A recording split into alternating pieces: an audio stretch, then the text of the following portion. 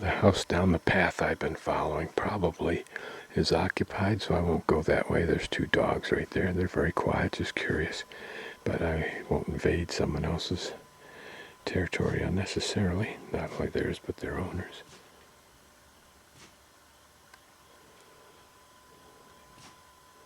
It looks like there's caves over on that side also, which would make sense.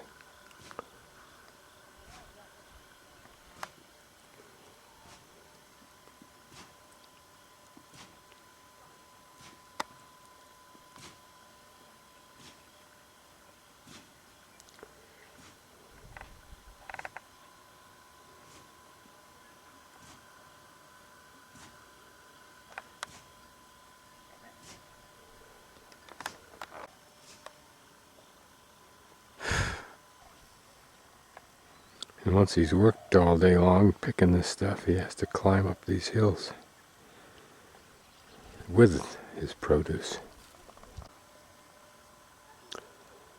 Such a pretty China view.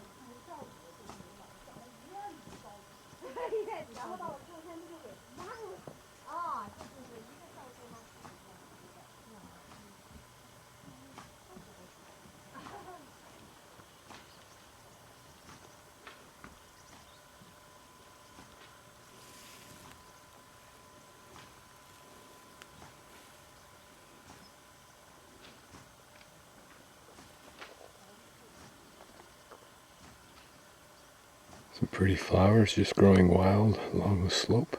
Here we're inside a courtyard that's been abandoned, I believe. But it's interesting, all the artifacts that are left here give some credence to the people who say when the Anasazi sites were discovered, many of them had the pots and pans just sitting where the people left them when they abandoned the entire community. This certainly would ring of the same idea.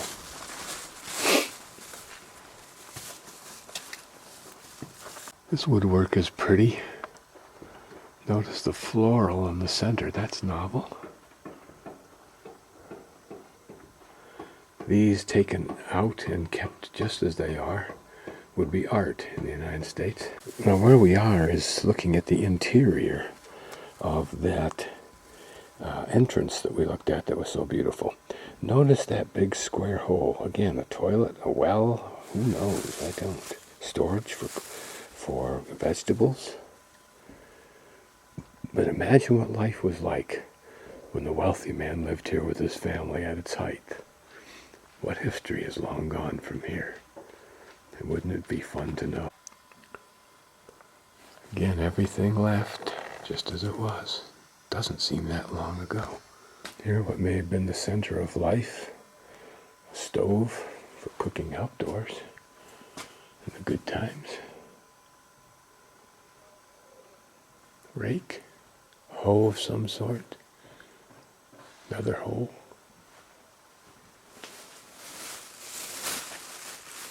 I'd say this was used, frankly. Still used.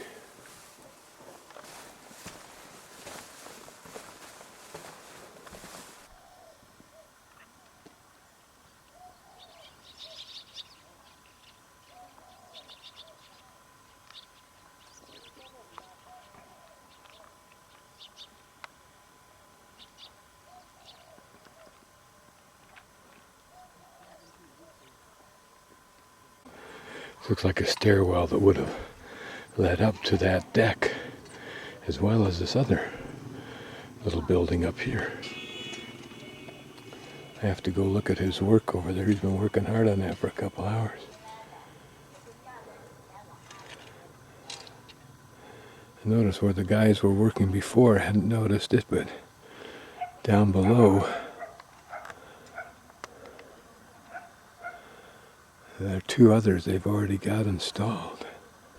And if you notice, as I pan the chimneys, gives a little evidence that we're walking on top of prior structures.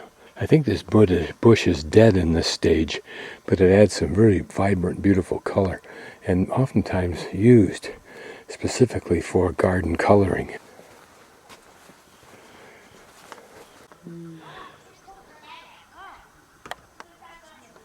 That's what he was doing, getting it all repaired. So now it's all ready. So this is looking down on the men's work project.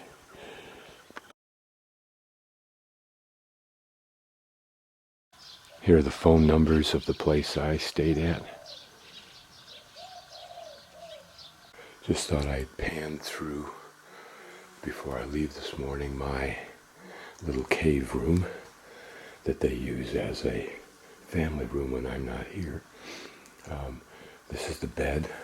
It's made out of stone, or probably actually this same carved dirt. They just leave it in place, and then I think cover it with some kind of coating. And then they put a couple of blankets on it and you sleep on it, so it's very hard, but then beds in China are. And they have a comforter and a pillow. This one, a pillow with a little towel over it, apparently. And the comforter is very comfortable. It's actually, I think it actually just contains folded up blankets or something, but sometimes they've got a lot in and they're really hot. Sometimes they're not, but they do keep you real warm. There's the traditional stove, which if they use it to heat themselves in the wintertime, again, that's one of those lung killers. Some furniture back in behind there, television. Here a complete computer setup, another bed, including Wi-Fi. But I found it difficult to use a dictionary site that I would use for on Microsoft Internet Explorer. And then for mosquitoes and so forth, and as a door covering are these bats. Down there lives a very old woman who returned from work later than the rest, walking down the walkway below me with a heavy bag of something that she'd been harvesting, and another bag, plus a bag with her tool, plus a tool that she was carrying. And she would stop occasionally to rest. She was bent over. That's the plight of the elderly in China today, and has been for probably centuries. There's no telling what the future will hold, because the young are moving to the cities and are not in a position to take care of their elderly, same as true in first world nations. But they lived down there, and they sat out on the bench, two of them. Whether it was her husband or another older woman, I couldn't really tell. Possibility that we might get some clearing off today, which would be kind of neat, although I expect to be on my way within the hour.